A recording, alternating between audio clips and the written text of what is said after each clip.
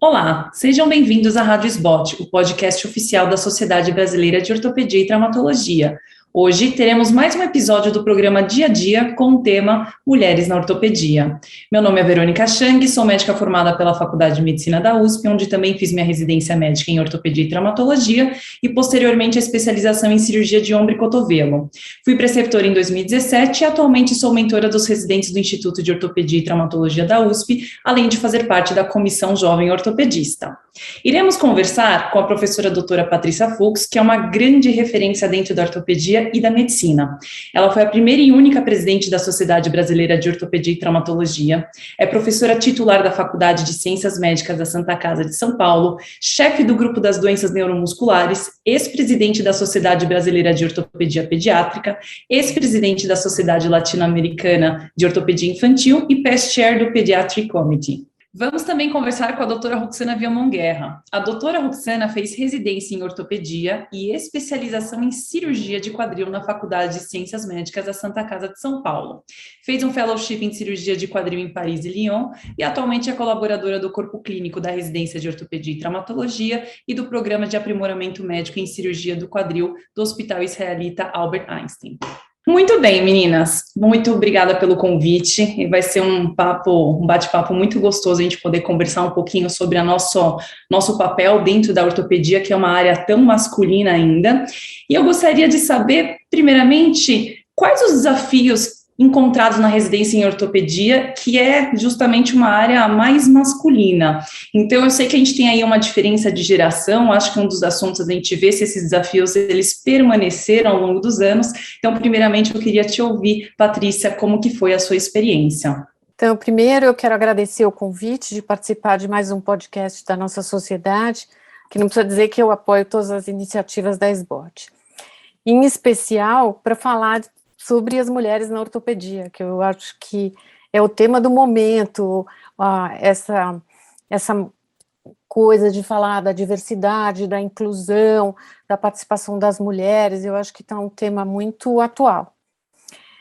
Falar da minha residência médica, tem que remeter faz muito tempo. No meu tempo, desde a faculdade já não tinha muita mulher.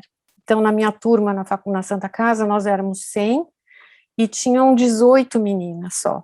Então, nós já éramos, assim, uma franca minoria. E aí, quando eu fui para a ortopedia, foi, assim, meio, assim, todo mundo ficou meio assustado, porque quem queria fazer ortopedia eram os meninos, e eu fui para a ortopedia. Aí eu cheguei na ortopedia e a vida era difícil para todo mundo, não foi difícil só para mim. E eu acho que se eu tive dificuldades, eu nem me lembro. O que eu me lembro é que eu tive uma turma, o meu grupo de residência lá no pavilhão foi muito bom, tanto é que o meu R superior é meu amigo até hoje, então é sinal de que nós nos demos bem desde aquela época. E nós tínhamos uma política, que até hoje existe dentro do departamento, que os grupos, eles funcionam como uma unidade, todo mundo tende a se ajudar. Então, eu acho que a dificuldade acontece, mas ela é mais um obstáculo a ser vencido. E não é particular só por eu ter sido mulher, eu acho que para todo mundo é difícil. Eu sempre comento isso, que a vida da gente, ela é um picolé, só que ela não começa no doce, ela começa no palito, depois é que vem o doce. Eu acho que é bem essa analogia.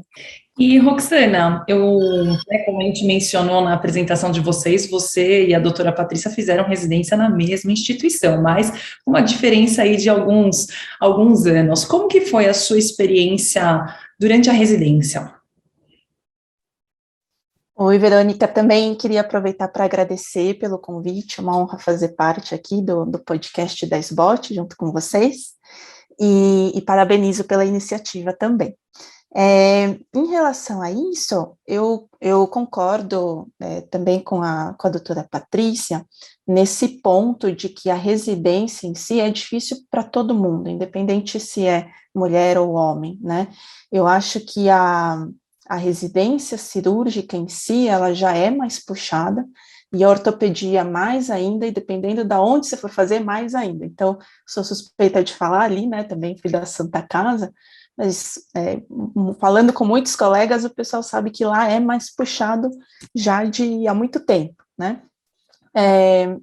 Eu acho que, além disso, o que tornava, assim, a residência difícil era porque tinha muita coisa para fazer, né? Então, assim, era muita exigência, tinha uma rigorosidade grande, porque você tinha que fazer tudo bem feito, rápido, porque em seguida já tinha outra coisa para fazer, e a carga horária é maior, né? Então, a gente tinha isso, né? Acho que até continua, na verdade. As nossas atividades na residência começava às 7 da manhã, no sentido de a reunião clínica do departamento era todos os dias, 7 da manhã. Às 7 da manhã você já tinha que ter evoluído os pacientes, prescrito, passado visita com R+, passado visita com o chefe, se tinha no dia, e isso tudo tinha que estar pronto antes das 7. Então, era um pouco isso que fazia tudo ser mais corrido. E, sem dúvida, a colaboração entre os colegas ajuda bastante, né? Porque estava todo mundo ali sofrendo nesse quesito, mas dentro do possível um ajudava o outro. No começo, os R+ ajudam mais, né? Mas depois tem aquela tendência de ir deixando você evoluir um pouquinho mais sozinho, né? E aí que começa a ter ali aquelas outras dificuldades da residência. A residência médica é um período de muito crescimento, né, profissional e pessoal, porque, como você falou, no começo todo mundo te dá todo esse suporte, né, técnico e emocional, mas à medida que o tempo vai passando, a ideia é que a gente vá criando asas e a gente consiga se aprimorar até a nossa formação completa. E com certeza essa parte de ter o suporte dos nossos R+, e dos nossos próprios colegas é fundamental.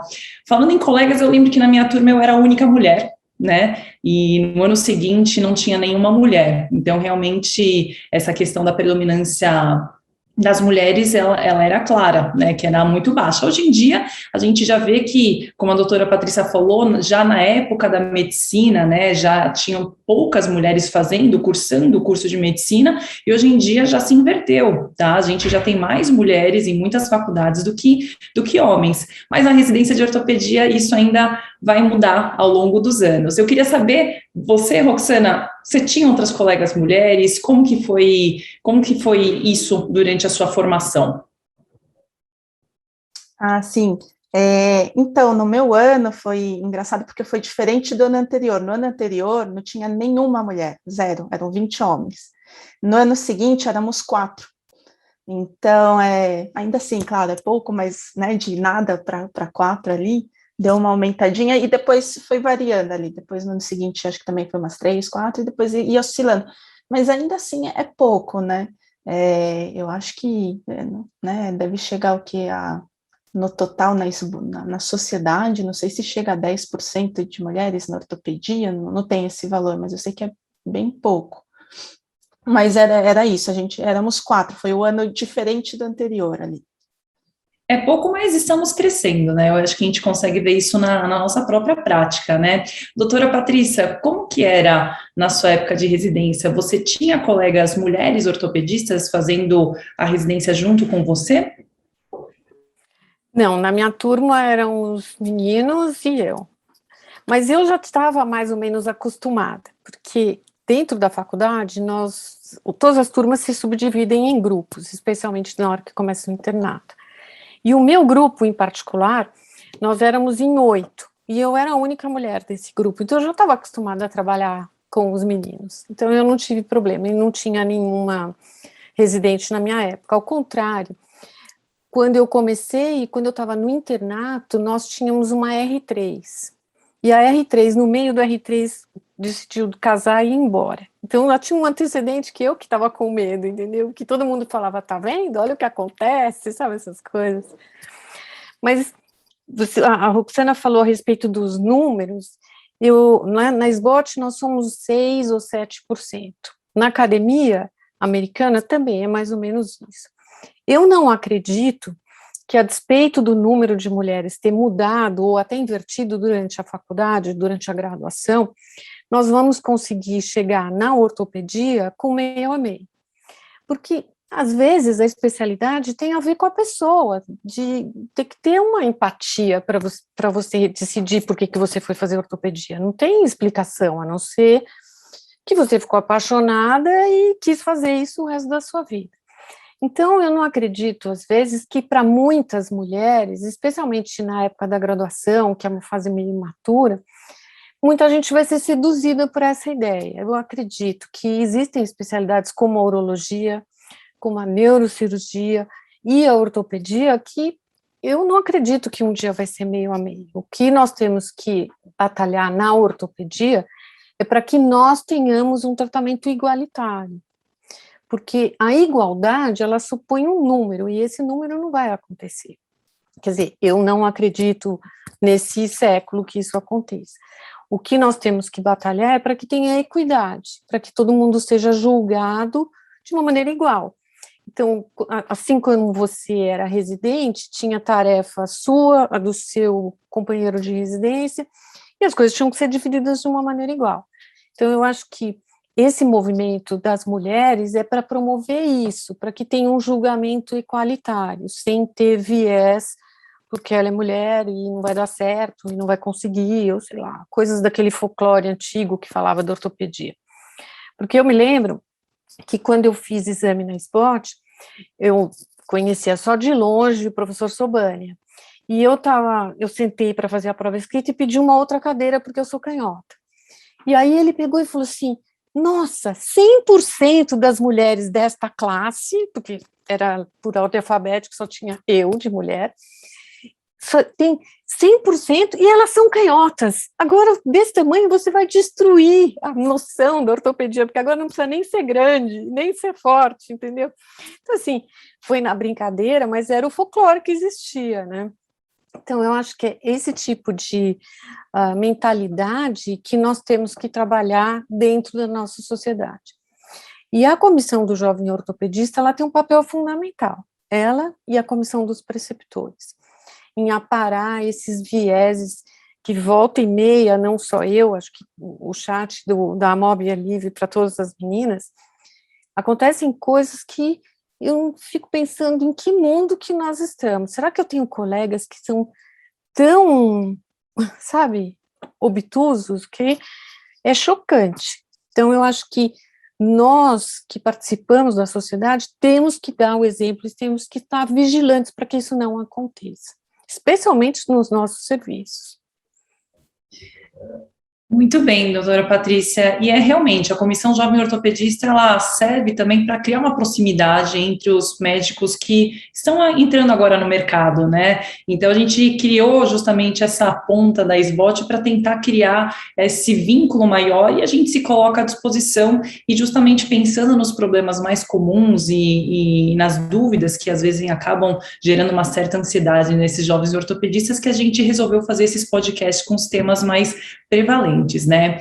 A gente conversou bastante sobre a nossa época de residência, né? De como foi, que de fato as cobranças, independente do gênero, elas foram iguais, então um trabalho de qualidade, pontualidade, seriedade, isso deve ser aplicado para todos, independentemente se é homem ou mulher. Mas eu gostaria agora de abordar como que quais são os desafios na vida já de formado? Então, quando a gente entra no mercado de trabalho, quais foram os desafios por sermos mulheres, né? Porque a gente conversou muito dos nossos colegas, né? Dos nossos iguais. E como que é a visão do paciente quando atendido por uma ortopedista? Você sente alguma diferença? Roxana, você que fez especialidade em quadril, que eu acho que dentro da ortopedia é uma das áreas realmente predominantemente masculina. Como que é a sua interação com os pacientes? Você sente que existe alguma diferença? Então, Verônica, aproveitando que você fez o gancho aí, agora que você falou de proporções, né, a gente fala que em ortopedia já é pouco, né, em quadril é menos ainda. Eu lembro que teve o congresso da sociedade 2 anos atrás, e eu acho que tinha eu e mais uma mulher no congresso de ortopedista, de cirurgião de quadril, né. Então, claro que devem ter outras aí, mas que estavam no congresso, chamava muito a atenção, era todos homens, e tinha dois nomes de mulher. Em relação aos pacientes, eu não tenho sentido como é que eu vou falar, esse estereótipo, digamos assim, que eles têm. Mas, assim, eu lembro bem que quando eu estava pensando em fazer ortopedia, o pai de um amigo meu falou, não sei, porque os pacientes, geralmente, eles procuram um ortopedista homem, não vão procurar ortopedista mulher, né? Isso ficou encucado, assim, na minha cabeça um tempo, né? E hoje, com os meus pacientes, eu não tenho essa reação. Na verdade, eu tenho um pouco pela idade, na verdade, eles falam para mim, doutora, olha seu currículo, achei que a senhora era mais velha. E aí eles veem você mais jovem. Ou, se não, eles gostam muito do meu atendimento em si. Eu acho que eu acabei sendo, não sei se é por ser mulher ou por questão de personalidade, mas eu tomo atenção com muitas coisas durante o exame físico, e na minha formação eu aprendi isso, né? Na Santa Casa a gente vê bem essa parte de cuidado, como examinar e tal, isso você vai aperfeiçoando com o tempo, então eu acho que isso acaba sendo uma diferença, porque não é raro eu ouvi durante o consultório falar, doutora, a senhora é a primeira médica que encosta em mim, primeira paciente que me examina. Não tem sido infrequente isso, surpreendentemente. E, Patrícia, você que fez ortopedia já num período aí que realmente as mulheres, elas não participavam tanto da área da ortopedia, quando você se formou e que você começou a entrar no mercado, criou suas asas, como que foi? Você sentiu alguma diferença em relação a como os pacientes te enxergavam? Não, eu fiz ortopedia pediátrica, então eu acho que já tem um clima diferente, tem uma empatia com o paciente, porque geralmente ele é criança e geralmente vem com a mãe ou com a avó, e eu acho que isso transmite uma certa empatia. E isso acaba sendo mais forte depois que eu fiquei mãe, então tem uma coisa, isso está no cromossomo, não muda, então eu não tive problema com os pacientes. Nos pacientes, até a época que eu ainda dava plantão no pavilhão, eu nem sei se eu prestei atenção nisso, porque quando eu fui chefe de plantão, você é o chefe de plantão, todo mundo olha para você para esperar a decisão, o doente está vendo que é você que vai resolver, então, se ele não gostou, se o paciente não gostou lá, ele não teria outra opção, então, eu não tive problema. Eu acho que, eu concordo com a Roxana, no início, eu acho que é mais a idade que a família chega e fala, nossa, será que quando eu comecei, às vezes as pessoas me perguntavam, mas essa cirurgia você já fez? Né? Aquela coisa, uma coisa meio que faz parte, e quando você é jovem, até que é gostoso escutar isso, né? Mas dos pacientes eu não tive problema. Vocês sabem que, bom, eu cirurgia de ombro e cotovelo, né? Então, na hora que a gente examina as pacientes, de forma geral, a gente pede para eles se despirem e ficam com a parte superior descoberta. E quando é mulher, geralmente está de top, está de sutiã e às vezes sem nada. E você sabe que, às vezes, eles me enxergam, só que com o ponto de vista de um estereótipo positivo. Então, a Roxana falou, não sei se é que eu sou mulher, que eu sou mais atenciosa, eu acho que é da personalidade, isso independentemente do gênero, a pessoa pode ser mais ou menos atenciosa, mas realmente eu ainda acho que tem um estereótipo que a mulher é mais atenciosa, então eu acho que nesse sentido, eu tenho pacientes que eles ficam com essa imagem e acabam passando comigo essa razão também.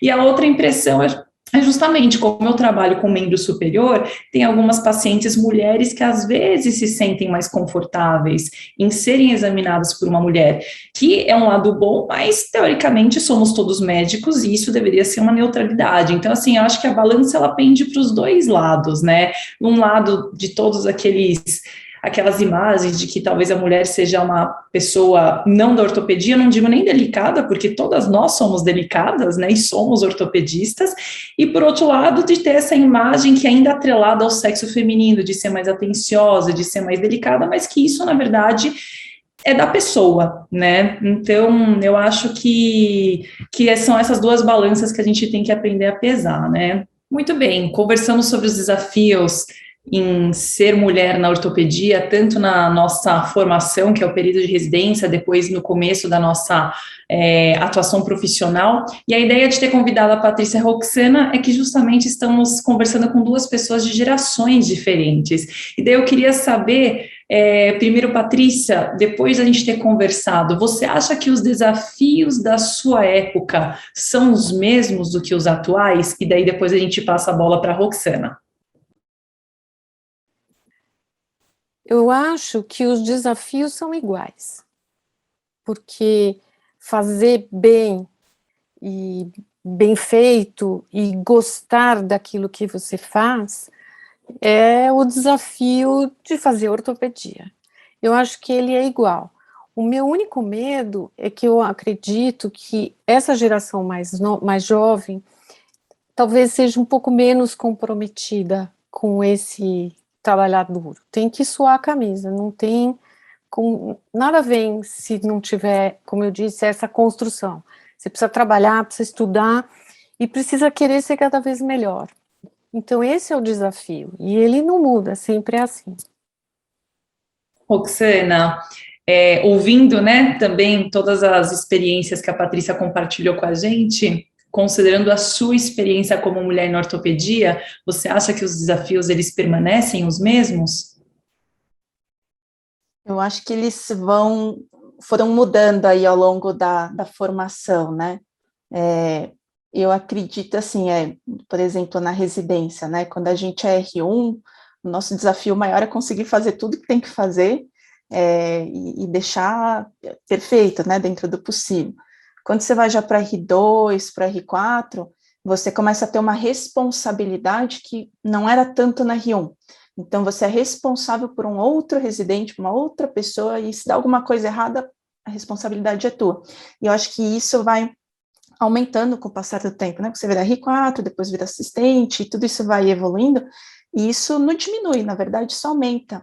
E eu acho que isso é um desafio bem, bem importante a se considerar, né? E além do desafio, também não sei se é o maior, né? Mas está entre eles, é a inserção no mercado de trabalho. Né, a inserção no mercado de trabalho também é outro passo aí, que para dar, toma o seu tempo também. Muito bem, eu queria agradecer muito a participação de vocês, eu acho que foi um bate-papo bem gostoso, a ideia aqui também é estimular aquelas meninas que pensam, né, em fazer medicina, ou que por alguma razão estão em dúvida em fazer ortopedia, que talvez isso seja uma pedra no sapato, que você, né, não sabe se é a melhor área ou não.